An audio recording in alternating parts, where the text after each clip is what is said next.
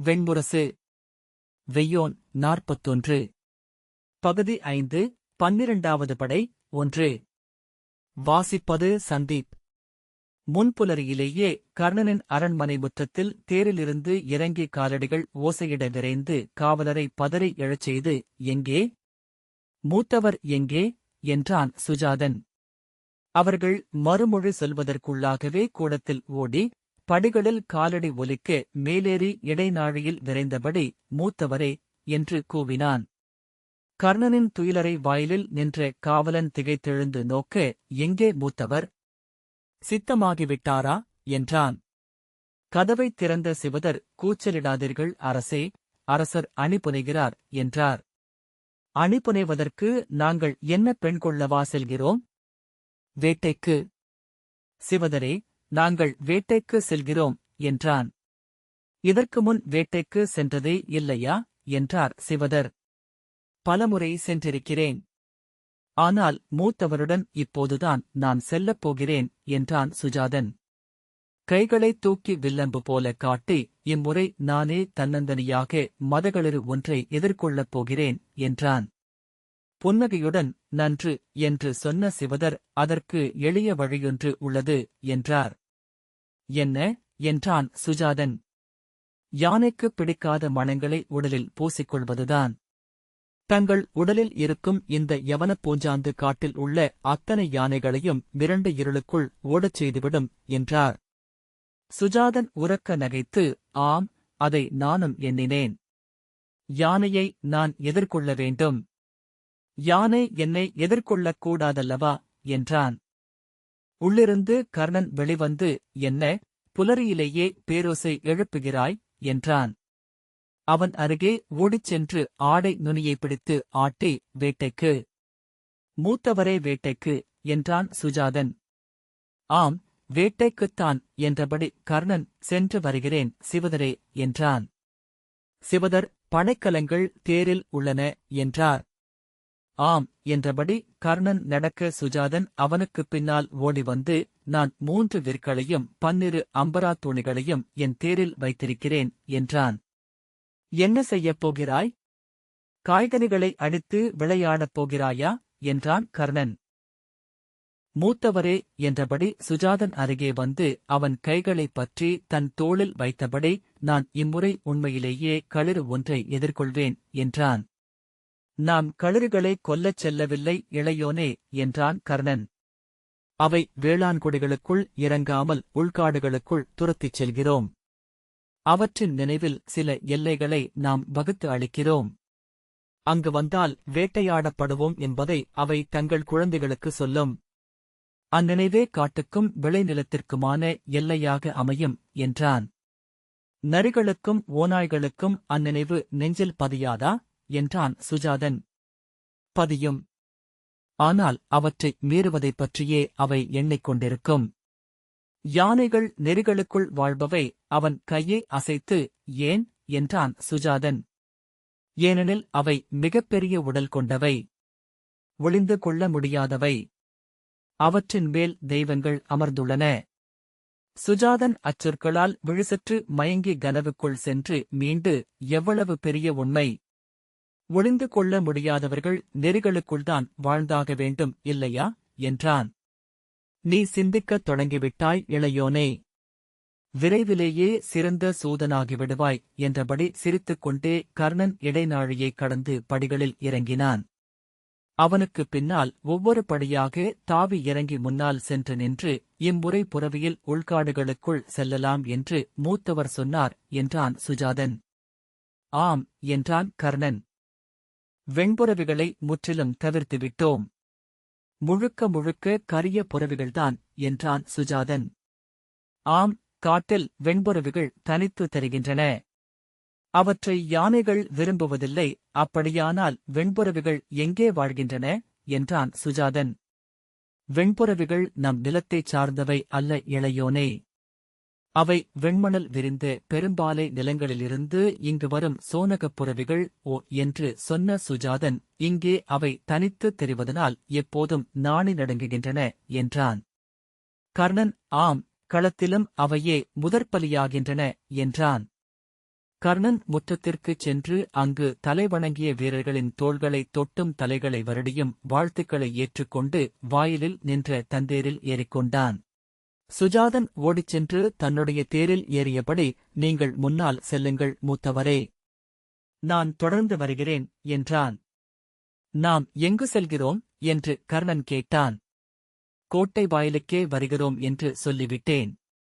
இங்கிருந்து நாம் கிளம்பும் சங்கொலி கேட்டால் 100 வரும் கோட்டை வாயிலுக்கு வந்துவிடுவார்கள் என்றான். கர்ணன், காட்டைக் கலக்குகிறோமோ இல்லையோ, வேட்டைக்கு செல்லுமுன் அஸ்தினபுரியை கலக்குகிறோம் என்றான். கலக்க வேண்டுமே. நாங்களெல்லாம் அரண்மனையில் வீணே தின்று சூதாடி பொழுது கழிக்கிறோம் என்று சொல்கிறார்கள். அவ்வாறில்லை என்று மக்கள் அறிய வேண்டுமே என்றான் சுஜாதன். கர்ணன் சிரித்தபடி பாகனின் தலையை மெல்லத் தொட அவன் கடிவாளத்தை சுண்டி புரவிகளை கிளப்பினான். 3 புரவிகள் இழுத்த குறுகிய விரைவுத்தேர் அதிர்ந்து சகடங்கள் குளத்தில் முட்டும் ஒலியுடன் முற்றத்திலிருந்து சாலையை நோக்கி ஏறியது. சகட ஒலி மாறுபட்டு தேர் விரிசாலையில் கோட்டையை நோக்கி செல்லத் தொடங்கியதும் கர்ணன் இருக்கையில் அமர்ந்து கைகளை கட்டிக்கொண்டு நன்கு சாய்ந்து கொண்டான். சகட ஒலி நகரத்தின் அனைத்து சுவர்பரப்புகளிலும் பட்டு எதிரொலித்து வௌவால்களை பதறி மேலெழச் செய்தது.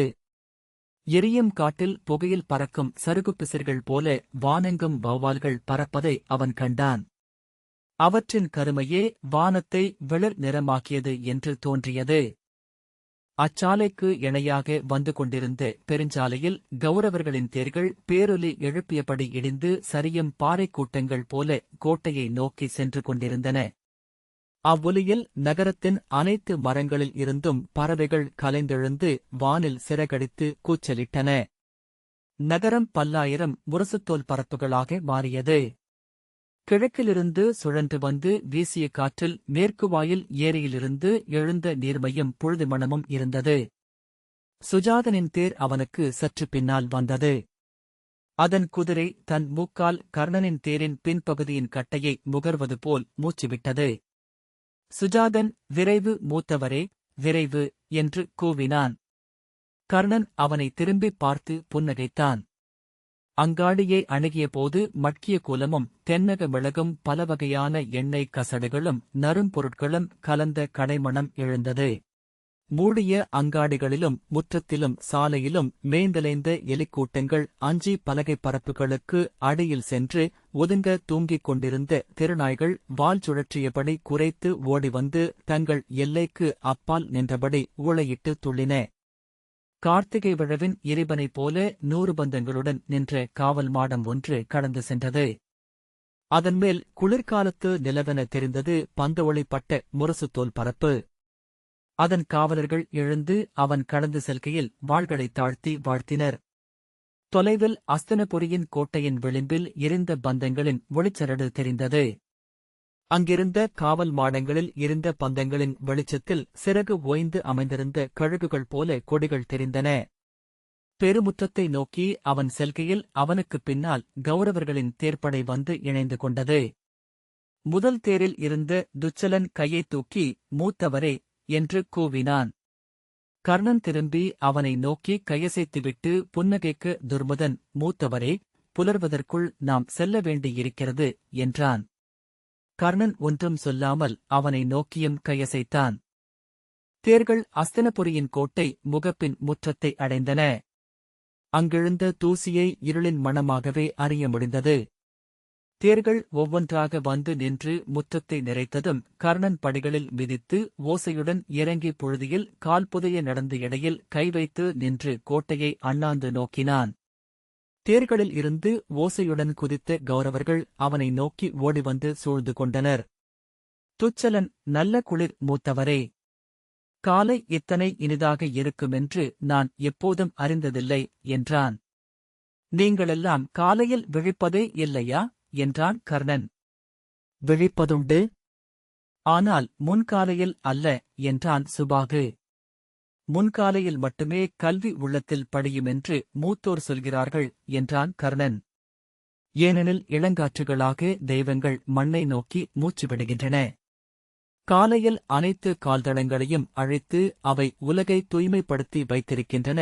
கர்ணனின் தோளைப் பற்றி உலுக்கி, எங்கள் உள்ளம் மேலும் தூய்மையானது என்றான் சுஜாதன். ஏனெனில் இளங்காற்றால் தூய்மைப்படுத்தப்பட்ட பின் இவ்வுலகம் இளவெயிலாலும் தூய்மைப்படுத்தப்பட்ட பின்பே நாங்கள் எழுகிறோம். கர்ணன் சிரித்தபடி, மூடன் என்றான்.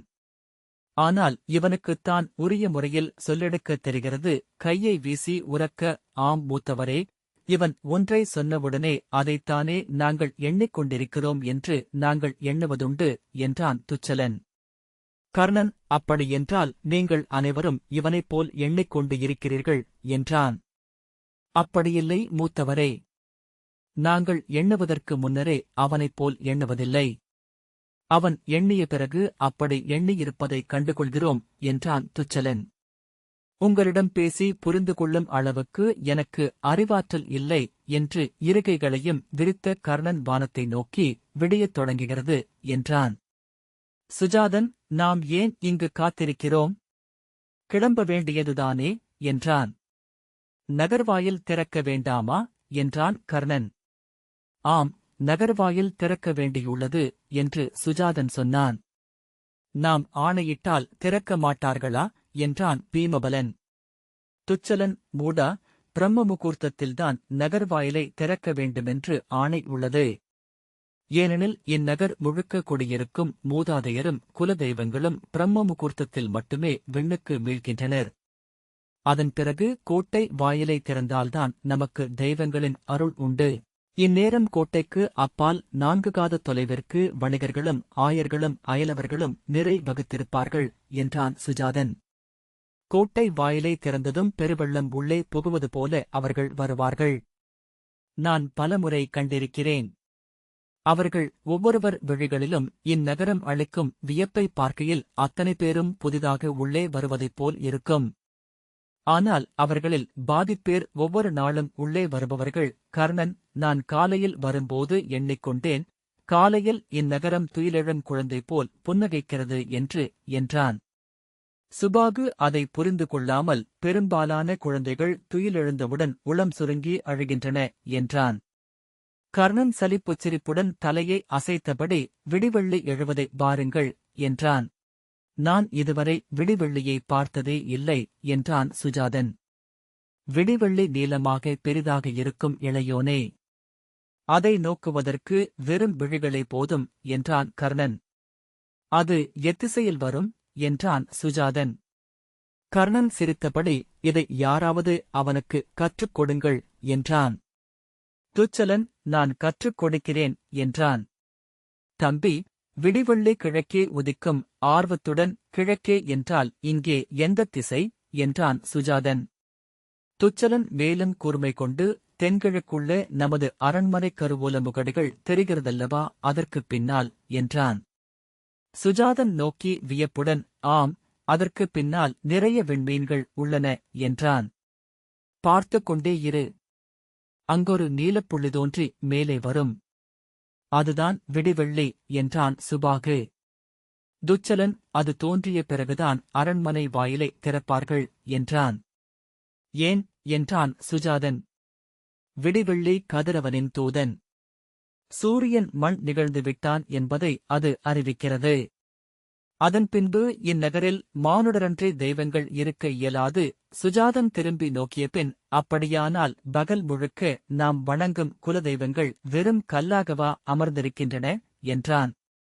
இதற்கு மேல் இவனுக்கு எதையும் சொல்ல மானுடரால் இயலாது என்று கைவிரித்தபடி கர்ணன் விலகிச் சென்றான்.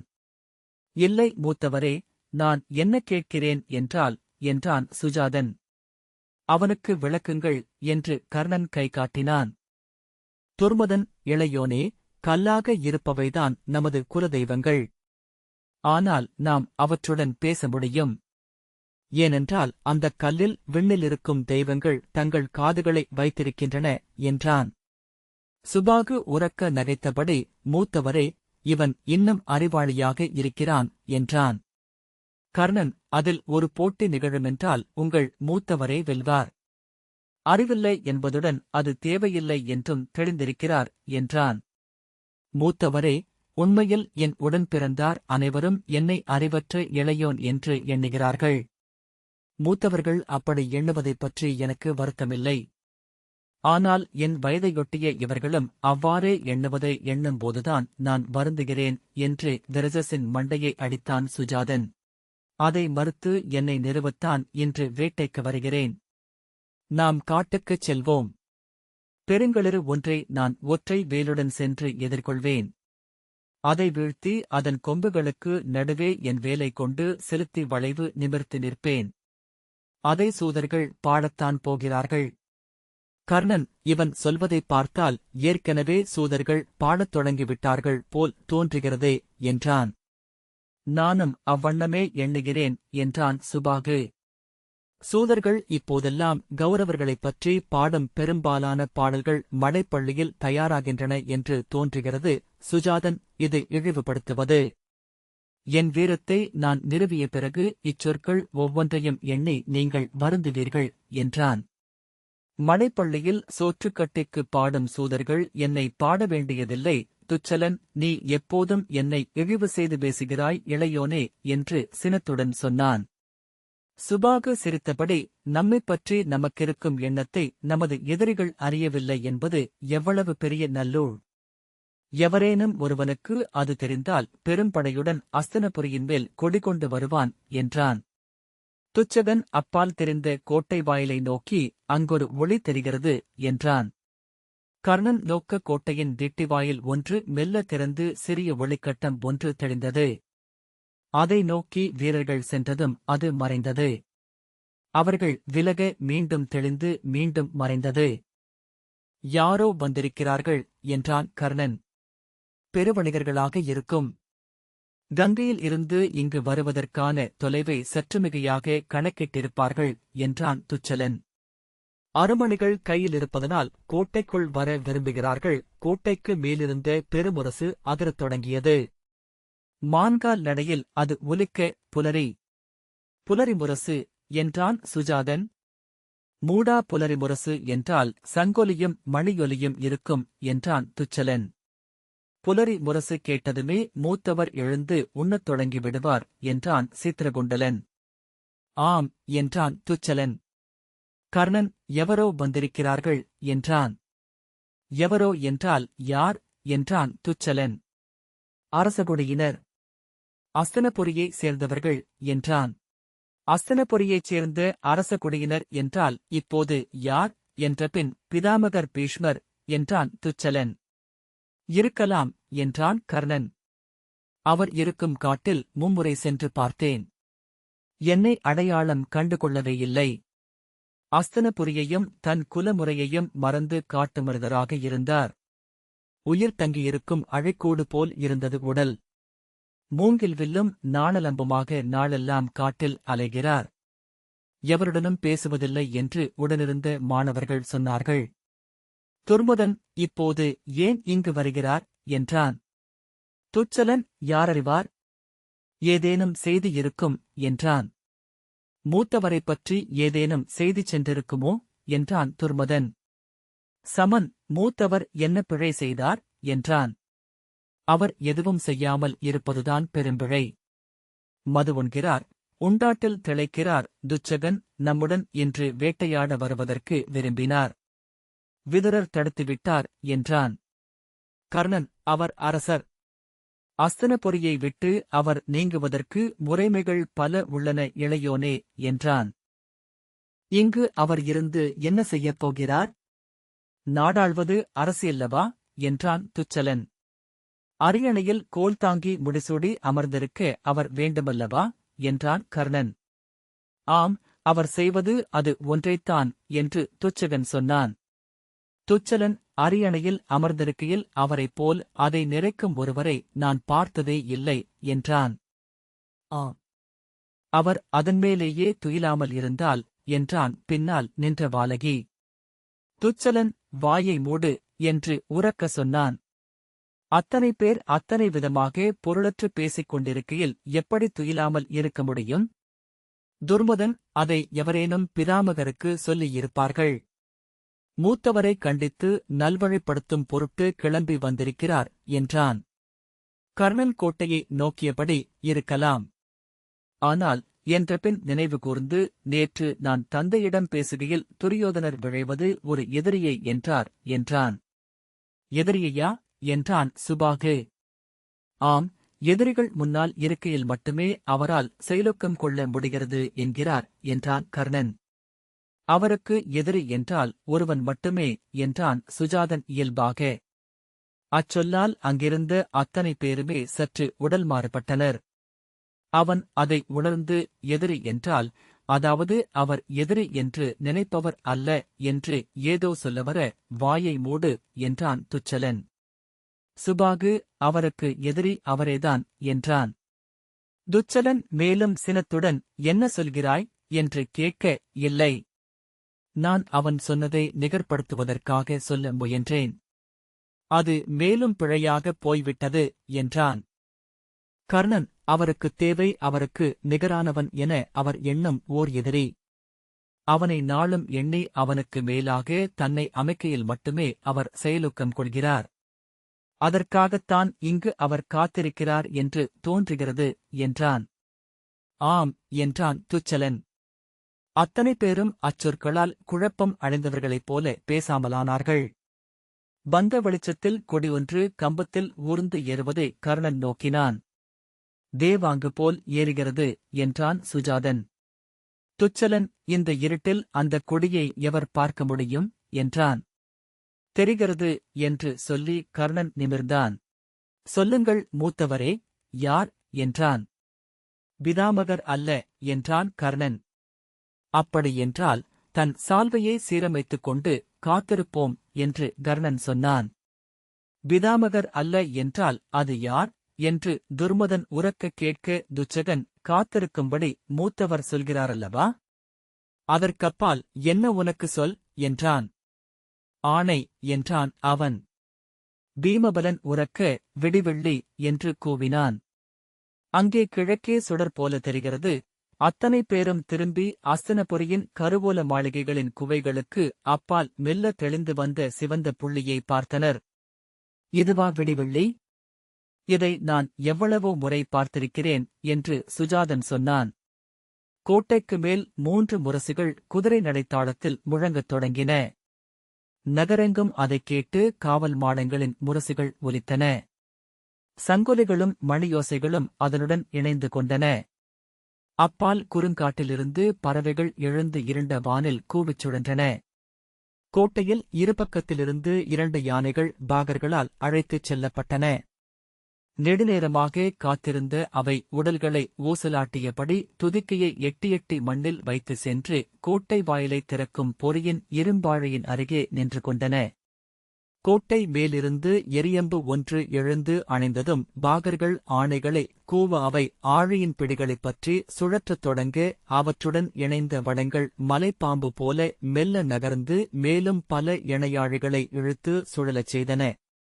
எண்ணெயும் மெழுகும் புரட்டப்பட்டிருந்தாலும் எடையினால் அவை சீவிடு போல ஒலி எழுப்பியபடி சுழல அஸ்தினபுரியின் கோட்டைக் கதவு பேரோசையுடன் மெல்ல திறந்தது. கதவின் நடுவே சுதையாலான வெண்டோனொன்று தோன்றி இருபக்கமும் அகன்று பெரிதாகியது. பின்பு மேலிருந்து கட்டித் தொங்கவிடப்பட்ட பெரிய பட்டுத்திரையென தெரிந்தது. மறுபக்கம் எழுந்த செவ்வொளி விழுந்த நிலம் கீழெல்லையில் தெரிய பொற்பின்னல் வேலைகள் செய்து முந்தானை கொண்ட திரைச்சீலையாக அது தோன்றியது. காற்றில் பந்தங்கள் ஆட அத்திரைச்சீலை நலங்கியது. வாயிலுக்கு மறுபக்கமிருந்து பந்தங்கள் ஏந்திய புறவிகள் உள்ளே வந்தன.